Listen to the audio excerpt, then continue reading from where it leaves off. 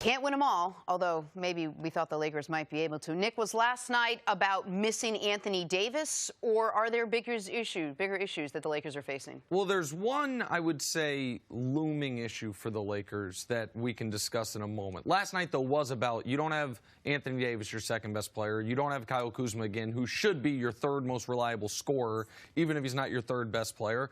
And LeBron was bad. Like, by his standards, 29-9, 0 of 6 from 3. The free throws near the end. He hit 2 free throws at the end, but he missed 2 the couple possessions earlier that were critical misses. Then Dwight misses a couple. And it's a huge missed opportunity for the Lakers. Because had they won, they'd be a game away from tying the all-time record for most consecutive road wins. They would have had an opportunity to do that in what is their most difficult game of the entire season at Milwaukee Thursday. That's the hardest game on the schedule, and now they go into that game with a loss. The looming bigger issue is the greatest player I've ever seen, one of the 3 greatest players Doug's ever seen, has a free throw problem that's real. Yeah. And he's in his head about it.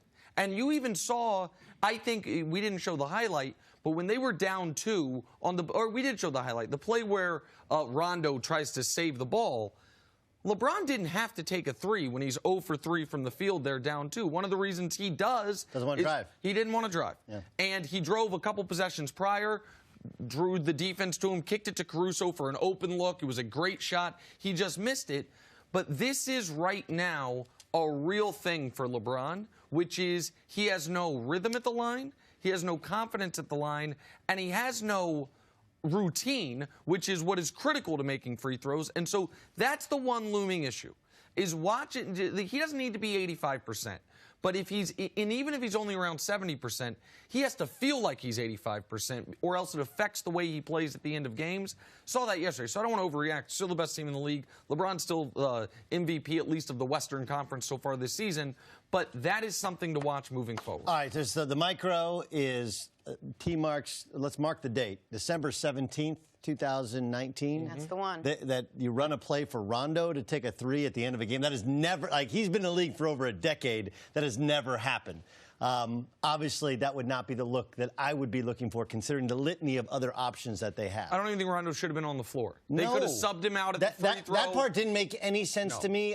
Didn't make any sense to me either. You knew you were going to need a 3 there. I don't know why Rondo's on the floor. Well, there's a little bit of an infatuation with Rondo there from, I think, members of this coaching staff, especially the end of the bench closest to the scoring table, right? Yep. Because they were in the Eastern Conference when Rondo was true Rondo, and he's getting a lot more run than he probably should be. Yeah, but even then, they weren't running. The Celtics were not running game-ending 3s for him. But no, he would be actually be in the post. Yeah.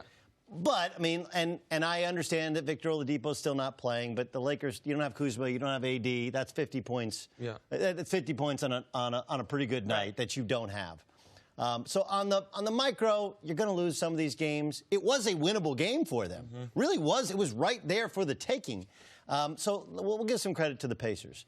On the macro, I completely agree with you on the LeBron free throw thing. I've been a longtime proponent of why does the NBA not have 1-and-1?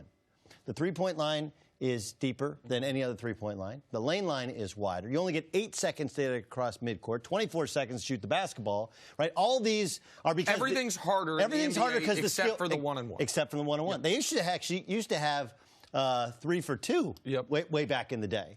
I would make it harder. But for LeBron James, it's the part that you nailed, the really smart part, was not just the free throw yips. It's how it affects players.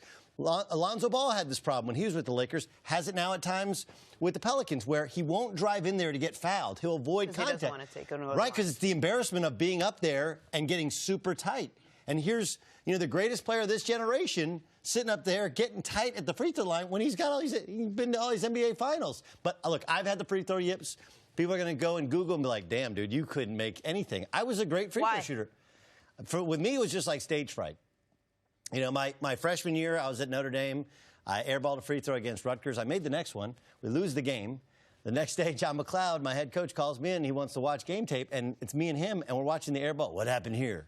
And I'm not saying that he got in my head. I was in my own head. But between, putting on college muscles, changing your shot, your coach, But you were a different guy at practice than you were in the game. Right. In practice, you could hit free throws, and in the games, you couldn't. You got in your Yes, and then, but there were times in games where I would feel good, and I'd step up there and feel. And there would be times at games where there would be any place on earth I would rather be than at that free throw line. And LeBron James just sometimes. Last night was a night where he didn't have from three. You know, even in that kind of weird step-back shot that he likes to shoot, that's like his go-to, even that didn't look comfortable, and the free throw didn't look comfortable, but it affects his game. But in a year where he's now playing point guard, and he didn't play point guard, in a year where he's leading the league in assists, and that wasn't his thing, you would think that doing something that he's not great at or for the first time or working on wouldn't really give him the yips. How do you get over something like that? Well, listen, LeBron had a major free throw issue a few years ago, and he fixed it by lane violating on every free throw. Yes. He got in a routine. Yes. The routine was, forget what he did before the shot, but right as soon as he released it, he would, before it hit the rim, step over the line.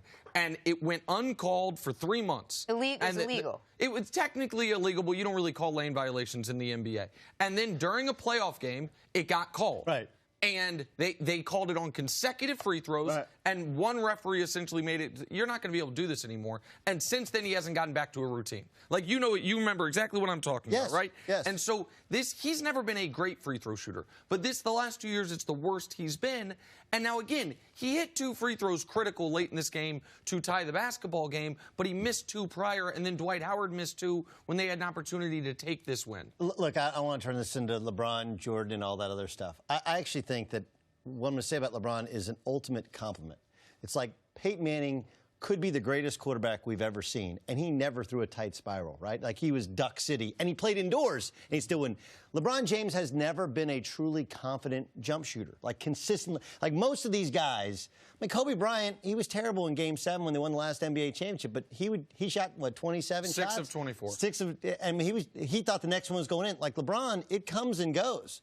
Like, I actually think he's one of those guys that's too smart where he's thinking about his shot. Well, that's the part that I don't think it's about he's not a confident jump shooter. I think it's that LeBron's biggest asset has always, it's never been his size, his body, his speed, it's his brain.